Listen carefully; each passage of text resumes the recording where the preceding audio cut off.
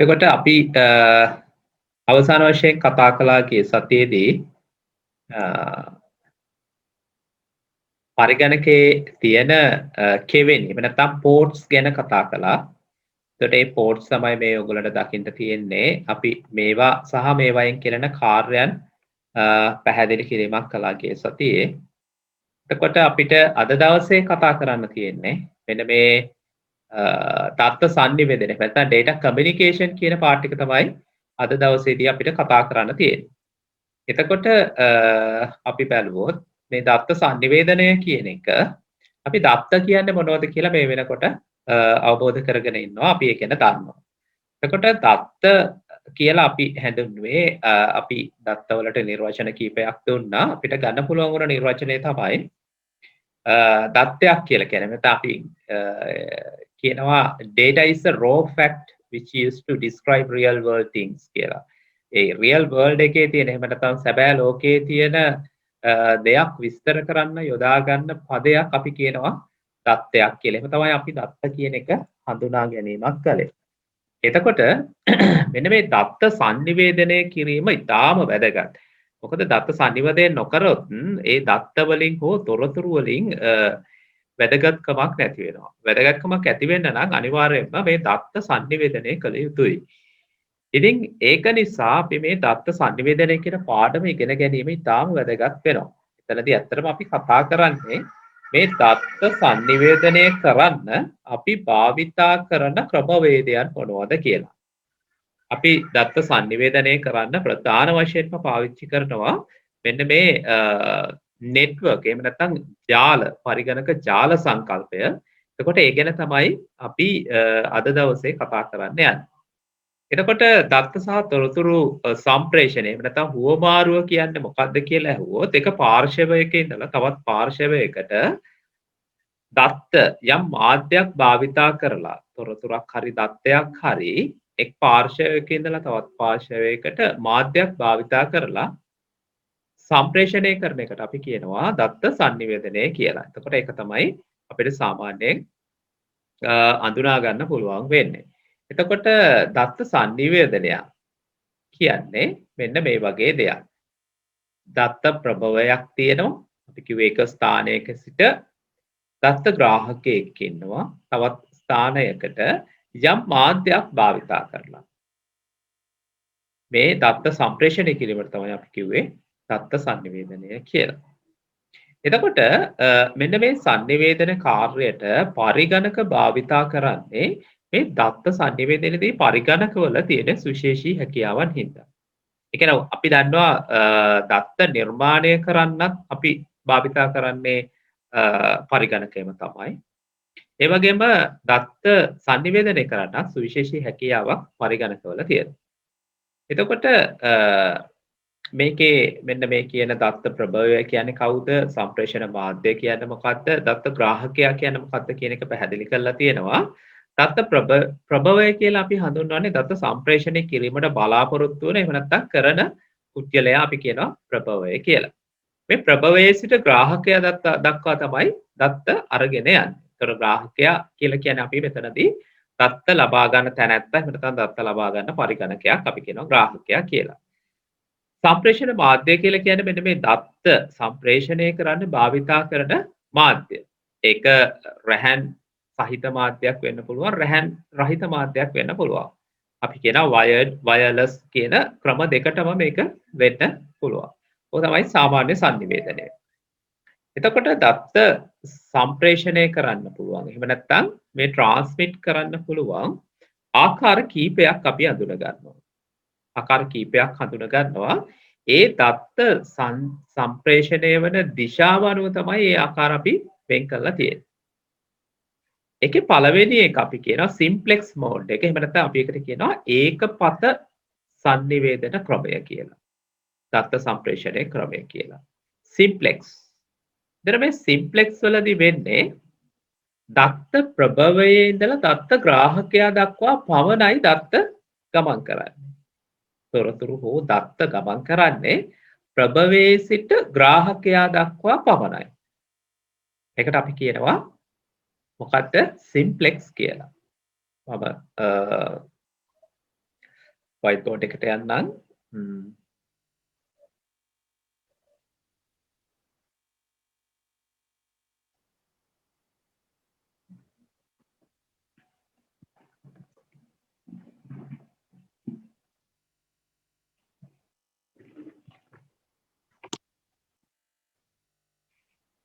හොඳයි. සංනිවේදනයේ සඳහා පාර්ශවයන් දෙකක් අවශ්‍යයි. අපි එක පාර්ශවයක් කියනවා data source එක. එහෙම නැත්නම් අපි කියනවා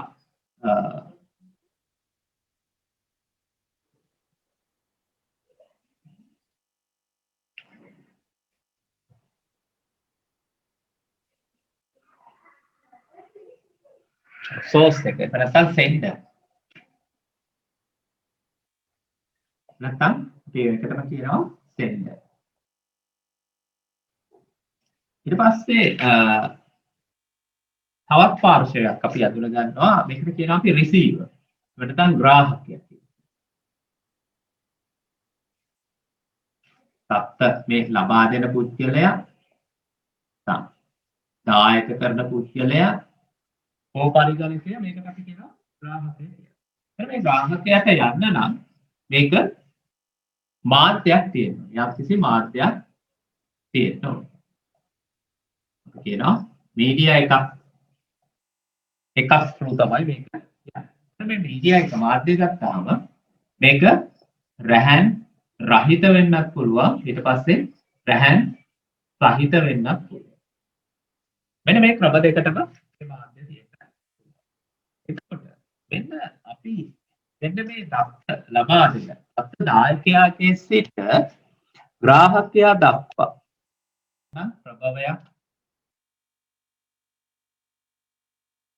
ප්‍රභවයක් සහ ග්‍රාහකයා අතර තමයි මේ දත්ත සංනිවේදනය සිද්ධ වෙන්නේ. මේකට මාධ්‍යයක් භාවිත කරනවා. එතකොට මේකේ අපිට ආකාර කීපයක් තියෙනවා. මෙතොලොජිස් කීපයක් තියෙනවා. පළවෙනි එක තමයි අපි කියන්නේ සිම්ප්ලෙක්ස් කියලා. එහෙම නැත්නම් අපි ඔකට කියනවා ඒකපත කියලා. ඒකපත සංනිවේදනය. මේකෙදි වෙන්නේ මෙන්න මේ සෝස් එකේ ඉඳලා ග්‍රාහකයා දක්වා පමණයි දත්ත සම්ප්‍රේෂණය සිද්ධ වෙන්නේ. මේ අතට විතරයි. ඒ උදාහරණයක් විදිහට ගත්තොත් ඔයගොල්ලෝ ටීවී එකක් බලනවා කියලා හිතන්න. ටෙලිවිෂන් එක බලනකොට ඔයගොල්ලන්ට ටෙලිවිෂන් එකේ තියෙන දේවල් වෙනස් කරන්න නැත්නම් ඒගොල්ලන්ට කතා කරන්න විදිහක් නැහැ.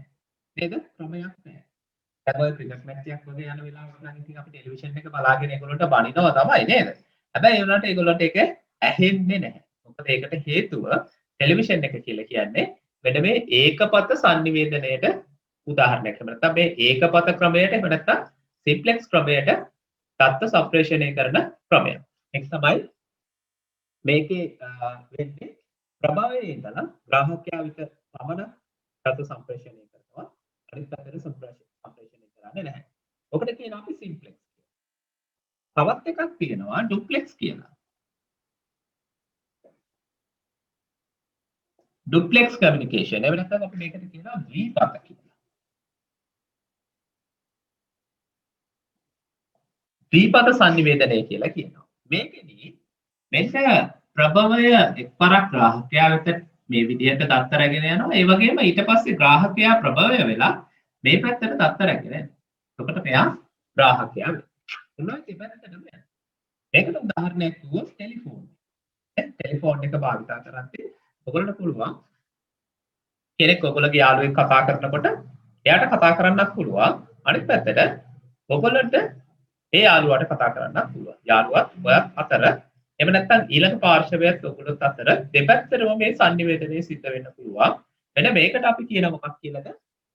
ඩුප්ලෙක්ස් කියලා. ඊට පස්සේ මේකේ අතරමැදි අවස්ථාවක් තියෙනවා. අපි ඒකට කියනවා half duplex කියලා.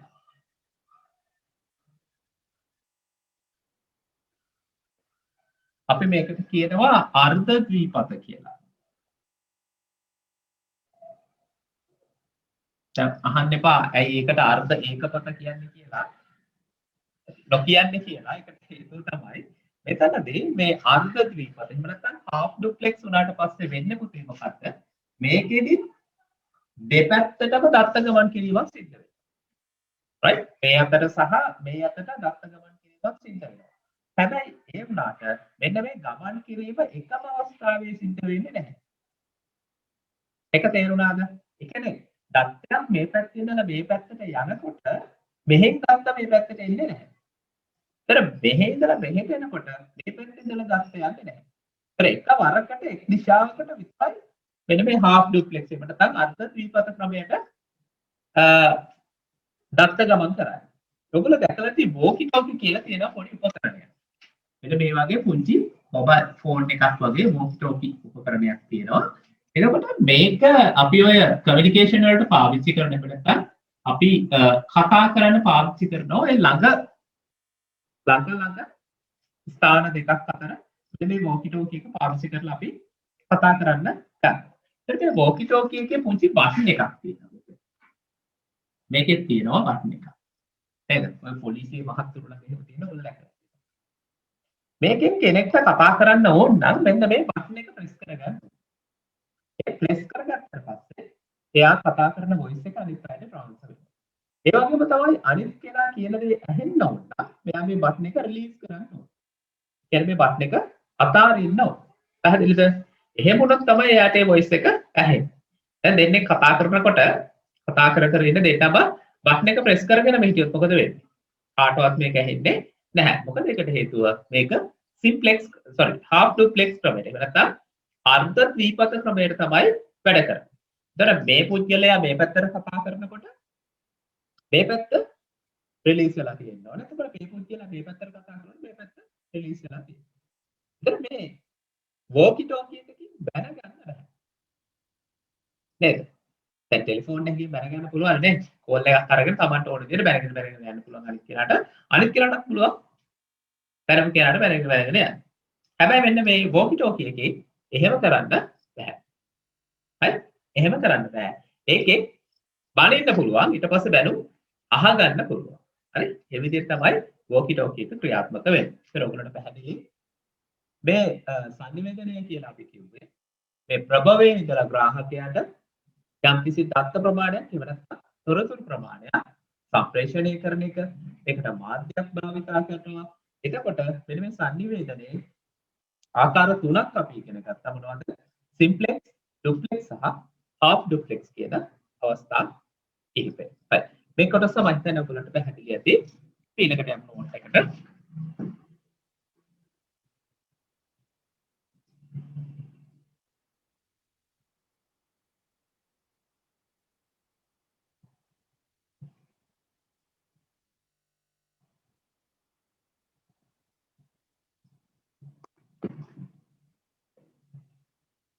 හොඳයි. මේ තියෙන්නේ ආකාර ටික දක්වලා සිම්ප්ලෙක්ස් ක්‍රමය මේ බැලුවොත් චන්ද්‍රිකා සම්ප්‍රේෂණය හරහා චන්ද්‍රිකා තැටියට ඇවිල්ලා මේ තැටිය හරහා රූපවාහිනිය වෙතට තමයි මේ සම්ප්‍රේෂණය සිද්ධ වෙන්නේ. නැත්නම් රූපවාහිනිය සිටිය ප්‍රේක්ෂකයා පැත්තට බැලුවොත් ඒතර ප්‍රේක්ෂකයා පැත්තට විතරයි මේක සම්බන්ධ වෙන්නේ. ඊට පස්සේ අපි කිව්වා අර්ධ ද්විපත එහෙම නැත්නම් half duplex කියන මෝඩ් එක. එතනදී අපි අඳුන ගන්නවා මෙන්න මේ වගේ එක අවස්ථාවක එක් දිශාවකට විතරයි ගමන් කරන්නේ. මේකට උදාහරණයක් walkie talkie එක. මෙන්න මේ device එක ඔයගොල්ලෝ දැකලා ඇති. ඊළඟට අපි full duplex කතා කරනවා. එතකොට duplex එහෙම නැත්නම් full duplex කියලා කියන්නේ මේක එකම අවස්ථාවේ දෙපැත්තටම දත්ත ගමන් කරවන්න පුළුවන්කම තියෙනවා. එතකොට අපි ඊළඟට කතා කරනවා මෙන්න මේ දත්ත සම්ප්‍රේෂණ මාධ්‍ය. නැත්නම් transmission media කියන්නේ මොනවද කියලා. ඒතර මේ මාධ්‍ය ගත්තහම ඒක ප්‍රධාන ආකාර දෙකක් තියෙනවා. ඒ එක ආකාරයක් තමයි අපි කියන්නේ නියම මාධ්‍ය කියලා. guided media. මේකටම අපි කියනවා wired media කියලා. මේ නියම මාධ්‍ය එහෙම නැත්නම් guided media එකක් ගත්තහම ඒකේ තියෙන විශේෂත්වය තමයි අපිට තැනක ඉඳලා තැනකට දත්ත සම්ප්‍රේෂණය වෙනකොට ඒ සම්ප්‍රේෂණය වෙන විදිහ කොහොමද වෙන්නේ කියන එක කියන්න පුළුවන්. දැන් උදාහරණයක් විදිහට අපි හිතමු අපි මේකට පාවිච්චි කරනවා කේබල් එකක්. විශේෂ කේබල්ස් තියෙනවා අපිට මේ අන්තර්ජාලවල වැඩ කරන්න. එතකොට අපි ඒවා ඉස්සරහට ඉගෙන ගමු. එතකොට මෙන්න මේ කේබල් එකක් ගත්තාම අපිට කේබල් එක සම්බන්ධ වෙලා තියෙන තැන ඉඳලා ඒ කේබල් එකේ අවසානයට හොයාගෙන ගියොත් අපිට පුළුවන් ඒක හඳුනගන්න මෙන්න මෙතන ඉඳලා මෙතෙන්ට තමයි දත්ත සම්ප්‍රේෂණය වෙන්නේ කියලා. ඒ හින්දා ඒවට කියනවා guided එහෙම නැත්නම් නියමු මාධ්‍ය කියලා. එතකොට නියමු නොවන මාධ්‍ය ඒවා unguided. ඒකට උදාහරණයක් තමයි wireless කියන එක. ඒතර wireless router එකක් ගෙදර ඉඳලා තිබ්බහම එතකොට ඒ ගෙදර ඉඳලා පරිගණකයට එහෙම නැත්නම් ඔයගොල්ලෝගේ ජංගම දුරකථනයට මේ தත්ත්ව සම්ප්‍රේෂණය වෙන දිහාව කොහෙන්ද එන්නේ? කොයි හරහා ඇවිල්ලාද ආවේ කියලා එහෙම හොයාගන්න බෑ. එහෙනම් අපි එකට කියනවා unguided කියලා.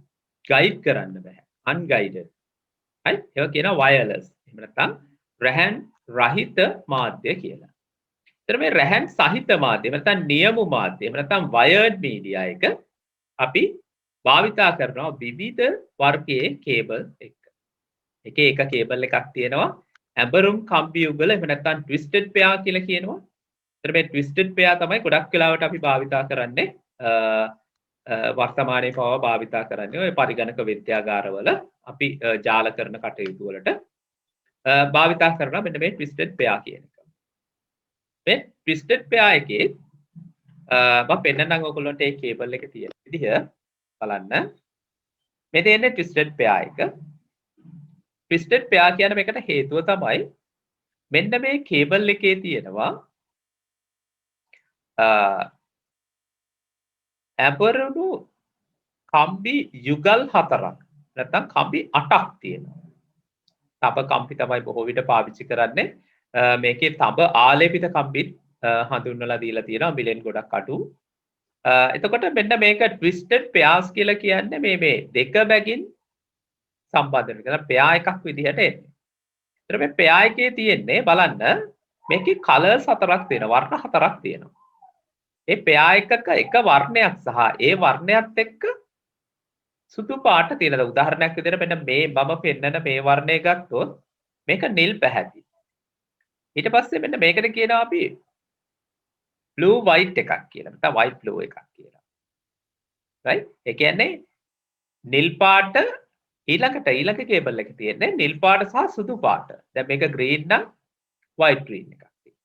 orange නම් white orange එකක් තියෙනවා. black නම් black orange එකක් තියෙනවා. ඒ විදිහට තමයි මේ කම්බි ටික තියෙන්නේ. එතකොට මේ කම්බි සම්බන්ධ කරන ආකාර එක විදිහට තියෙනවා. මම හිතන්නේ ඔයගොල්ලෝගේ සිලබස් එකේ කම්බි සම්බන්ධ කරන විදිහ නැහැ. මේ සම්බන්ධ කරන්න පහසු වෙන්න තමයි මේ එක වර්ණ වලින් මේක සම්බන්ධ ඉදිරිපත් කරලා තියෙන්නේ. එහෙම නැත්නම් වර්ණ වලින් මේක නිෂ්පාදනය කරලා තියෙන්නේ. ඒතර මේ වර්ණ වලට අදාළ අංකයක් තියෙනවා. ඒකට තමයි ඒක සම්බන්ධ කරන්නේ.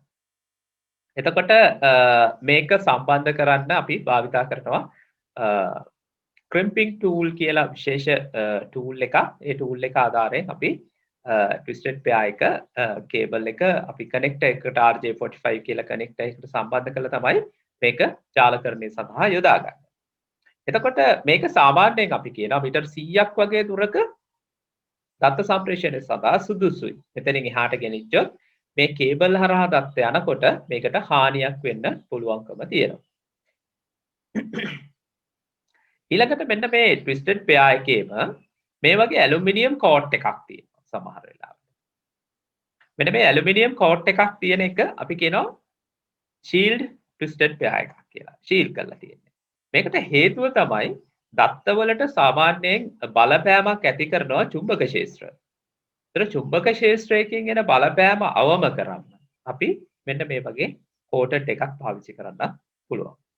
එතකොට මේකේ ගුණාත්මක බව ටිකක් වැඩි unshielded twisted pair එකට වඩා. ඊට පස්සේ තවත් එකක් තියෙනවා සමක්ෂක කේබල්. එහෙම නැත්නම් coax cable කියලා කියනවා. එතකොට මේ coax cable ඔයගොල්ලන්ට මතක නම් සමහර පරණ ටෙලිවිෂන් වල ඇන්ටෙනා එකේ ඉඳලා ටෙලිවිෂන් එකට ආවේ මේ වගේ කේබල් එකක්. එහෙම නැත්නම් බොහෝ විට CCTV කැමරා වලට භාවිතා කරනවා මෙහෙම එකක්. right? ඔයගොල්ලන්ගේ ඩයලොග් TV එකක් හරි මොනවා හරි ඒ වගේ ඇන්ටෙනා එකක් තියෙනවා නම් ඒ ඇන්ටෙනා එකේ ඉඳලා අදාළ ඩිකෝඩර් එකට දත්ත අරගෙන එන්න මෙන්න මේ වගේ කේබල් එකක්. එතකොට මේවා අතීතයේ භාවිතා කරලා තියෙනවා. ජාලකරණය සඳහා භාවිතා කරලා තියෙනවා. දැන් නම් භාවිතය ගොඩාක් අඩුයි. ඊට පස්සේ තියෙනවා ප්‍රකාශ තන්තු. නැත්නම් ෆයිබර් ඔප්ටික්ස් කියලා තමයි මේක කියන්නේ. ඒතර මේ ෆයිබර් ඔප්ටික් එක ගත්තාම මේක විශේෂිත කම්බියක්.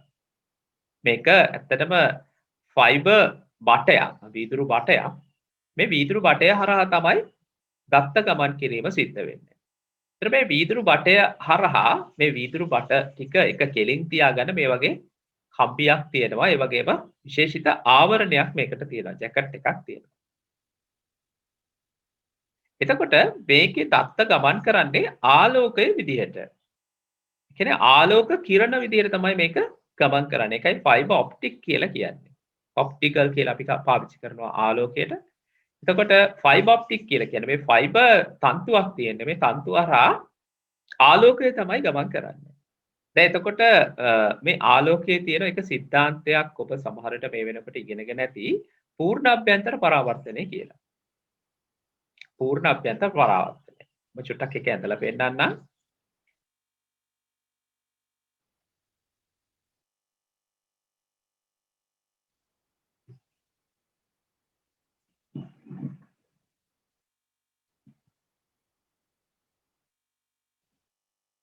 එතකොට ප්‍රකාශ තන්තුවක්. එහෙම නැත්නම් ෆයිබර් කේබල් එකක් වැඩ කරන්නේ මෙන්න මේ විදිහට.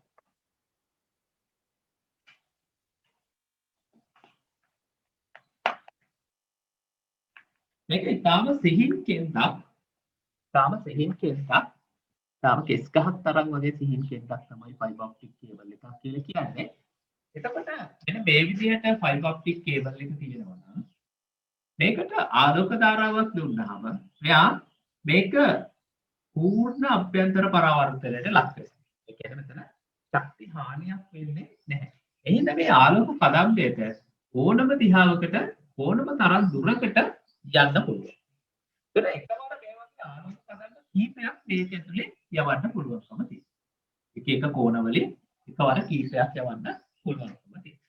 විශේෂයෙන්ම මෙන්න මේ දේවල් ෆයිබර් කේබල්ස් ඔයගොල්ලෝ දන්නවා ඇති. මේ වගේ ලොකු කේබල්ස් මේ වෙනකොට දාගෙන යනවා ලංකාව පුරාම පොළොව යටින් දාගෙන යනවා. මේවා නතර අතර දැන් ඔන්න ගිය ටර්ම් ටෙස්ට් එකේ වෙබ් 6 වල ප්‍රශ්නයක් ඇවිල්ලා තිබ්බා මේකේ. නතර අතර තව දුර දත්ත සම්ප්‍රේෂණය කරන්න භාවිතා කරන මාධ්‍ය මොකක්ද කියලා. එතකොට උත්තරය වෙන්න තිබුණේ මෙන්න මේ ෆයිබර් ඔප්ටික් කේබල්ස් එහෙම නැත්නම් ප්‍රකාශ තන්තු කියන ක්‍රමය තමයි. දැන් ඔයගොල්ලෝ ගත්තොත් කොළඹ ඉඳලා කාංගට මාතරට මේ වගේ දිග ලයින් යන්නේ මෙන්න මේ ෆයිබර් ඔප්ටික් එකේ. ඒතර මේකට හේතුව තමයි මේ ෆයිබර් ඔප්ටික් එකේදී දත්ත වලට සිදු වෙන හානිය අවමයි. දත්ත හානිය අවමයි. ඒ හින්දා මේ ෆයිබර් ඔප්ටික් එක පොදින් භාවිතා කරන්න පුළුවන් අපිට ගොඩක් දුර තියෙන දත්ත සම්ප්‍රේෂණය කරන්න. ට්විස්ටඩ් පෙයා ඊට පස්සේ කොක්ස් කේබල් වගේ දේවල් අපි පාවිච්චි කරන්නේ මීටර් 100ක් වගේ වලට අපි කියන ලෝකල් ඒරියා නෙට්වර්ක්ස් කියලා. අන්න ඒ වගේ ස්ථානීය දුරකථන ජාල වලට තමයි ඒක භාවිතා කිරීම සිද්ධ වෙන්නේ. මම හිතනවා ඔයගොල්ලන්ට පැහැදිලි ඇති මේ මාධ්‍ය මොකක්ද කියලා ෆයිබර් ඔප්ටික් කියන මාධ්‍යය. හොඳයි. අපි අපහු යොත්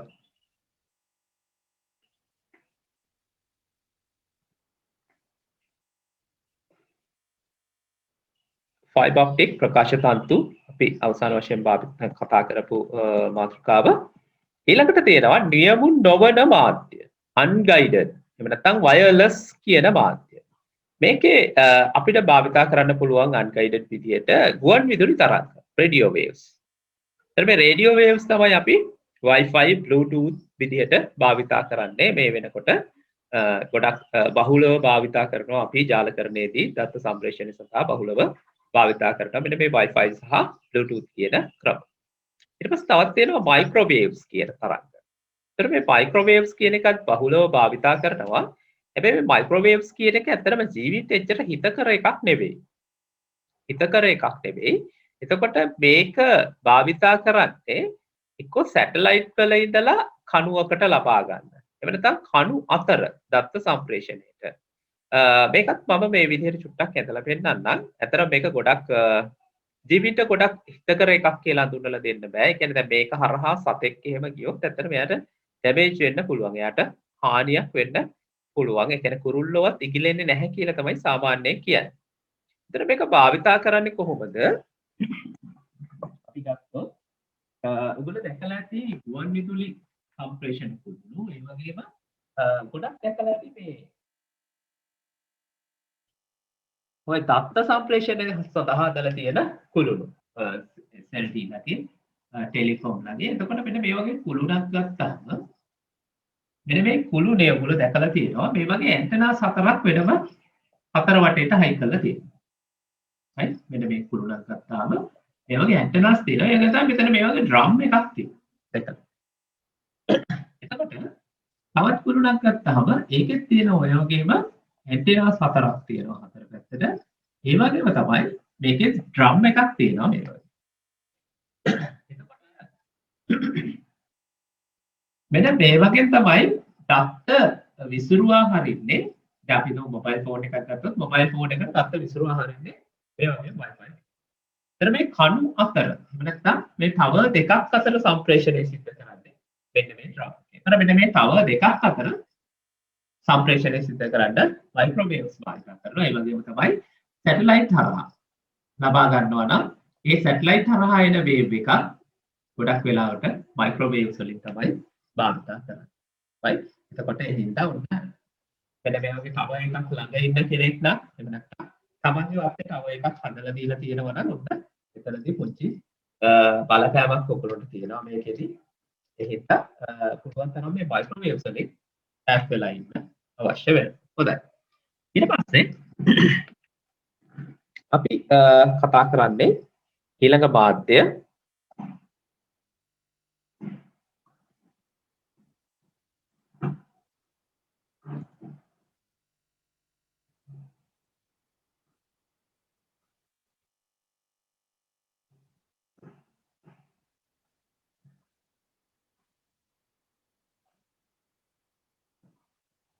එතන ශුද්ධ තරංග භාවිත කරලා වැඩි දුරක් දත්ත සම්ප්‍රේෂණය කරන්න පුළුවන්.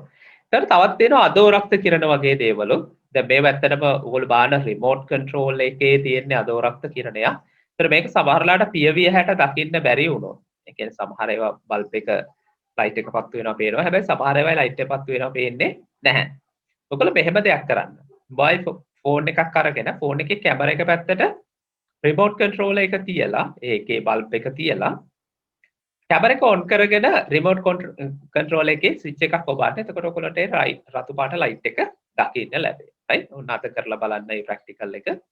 එතකොට ඔයගොල්ලන්ට මෙන්න මේ අදෝරක්ත කිරණ දකින්න පුළුවන්කම තියෙනවා. ඊටාම අඩු ප්‍රබලතාවයකින් තමයි මේවා භාවිත කරන්නේ. එහෙම නැත්නම් මේ අදෝරක්ත කිරණ උනා ජීවිතයට එච්චර හිතකර කිරණ නෙවෙයි. එතකොට ඔයගොල්ලන්ට ක්‍රියාකාරකමක් තියෙනවා. තව කම්පි භාවිත වන රැහන් සහ ප්‍රකාශ තන්තු වල වාසි හා අවාසි ලියා දක්වන්න. එතකොට තබකම්පි භාවිත වන රැහන් ගත්තාම ඒවයි තියෙන වාසි තමයි එක මිලෙන් ගොඩක් අඩුයි. භාවිතය ගොඩක් ලේසි. කියන්නේ මේන්ටෙනන්ස් ඊසි කියලා කියන්නේ. ඒට හේතුව තමයි දැන් තබකම්පි දෙකක් අපිට සම්බන්ධ කරන්න බොහොම ලේසියෙන් කරන්න පුළුවන්. හැබැයි ප්‍රකාශ තන්තු එහෙම සම්බන්ධ කරන්න බෑ. ඒකට විශේෂිත උපකරණ අවශ්‍ය වෙනවා. ප්‍රකාශ තන්තු වලට. එතකොට තබකම්පි ගත්තහම මිලෙන් අඩුයි කියලා මම කිව්වා ඒක වාසියක්. අවාසි තබකම්පි වල ගොඩක් දුරට ඒ කියන්නේ දුර වැඩි වෙනකොට දත්ත වලට සිදුවෙන හානිය ගොඩක් වැඩි. හැබැයි ප්‍රකාශ තන්තු වල එහෙම දුරට යද්දි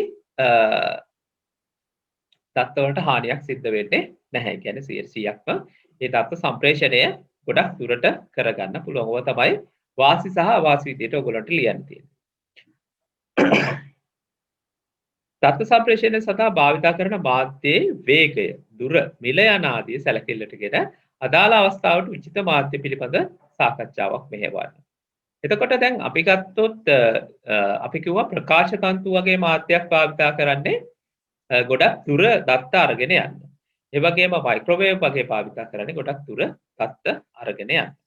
එතකොට දැන් අපි හිතමු උදාහරණයක් විදිහට අපි පාසලේ තියෙන පාසල් විද්‍යාගාරේ අපිට අවශ්‍ය වුණොත් මේ වගේ ජාලයක් සකස් කරගන්න. මෙන්න මේ ජාලයට අපිට භාවිත කරන්න පුළුවන් මොනවද? තබකම්බි භාවිත කරන්න පුළුවන්. නැත්නම් අපි ට්විස්ටඩ් පෙයා භාවිත කරලා මේක කරන්න පුළුවන්. ඒකට හේතුව තමයි මේ ට්විස්ටඩ් පෙයා වල මිල ගොඩක් අඩුයි. සාපේක්ෂව මිල අඩුයි. ඒ වගේම තමයි අපිට මේක හසුරුව ගන්නත් බොහොම ලේසි. ඕනම තැනකින් මිලදී ගන්න පුළුවන්කම තියෙනවා. ඒතර මේක සම්බන්ධ කරගන්න හැකියාවක් තියෙනවා මේ විදිහට. ඒ වගේම තමයි මේ වගේ කියන්නේ පාසල් විද්‍යාගාරයේ හරි ඔබගේ නිවස හරි මේ වගේ ජාලකරණය කරන තවත්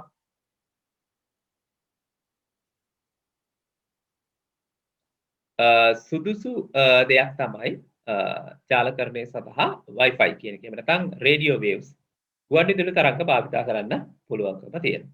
ඔය වර්ග දෙකම අපිට භාවිතා කරන්න පුළුවන්. එතකොට ඒක පුංචි දුරක් හින්දා සහ මිලෙන් අඩු හින්දා අපිට ඒක භාවිතා කරන්න පුළුවන් ඒ අවස්ථාවට. එහෙම නැතුව අපි නගර දෙකක් හෝ කීපයක් අතර අපි මේක සම්ප්‍රේෂණය කරන්න බලාපොරොත්තු වෙනවා නම් එහෙනම් අපි අනිවාර්යයෙන්ම ප්‍රකාශ තන්තු වගේ දෙයක් භාවිතා කරන්න ඕනේ. ඒ වගේම තමයි අපිට පුළුවන්කම තියෙනවා කියන්නේ මිනිසුන් ගැවසෙන්නේ නැති ඒරියා එකක වගේ කරනවා නම් අපිට භාවිතා කරන්න පුළුවන් මයික්‍රෝවේව්ස්. ඒතර මයික්‍රෝවේව්ස් භාවිතා කරනකොට අපිට මිල අධික මිලක් මේ ඉම්ප්ලිමන්ටේෂන් එකට හඳුන්වා දීමට වැය කරන්න සිද්ධ වෙනවා. එතකොට ඔය වගේ පිළිතුරක් තමයි ඔයගොල්ලන්ගෙන් බලාපොරොත්තු වෙන්නේ මේ ක්‍රියාකාරකමේදී. ඔයගොල්ලෝ පොත අරගෙන මෙන්න මේ ක්‍රියාකාරකම ලියාගෙන මම ඔයගොල්ලන්ට පොත් හම්බෙලා ඇති. ක්‍රියාකාරකම ලියාගෙන මේකට උත්තර ලියලා මට WhatsApp කරලා තියන්න. මම එතකොට ඒ ටික බලන්නම්.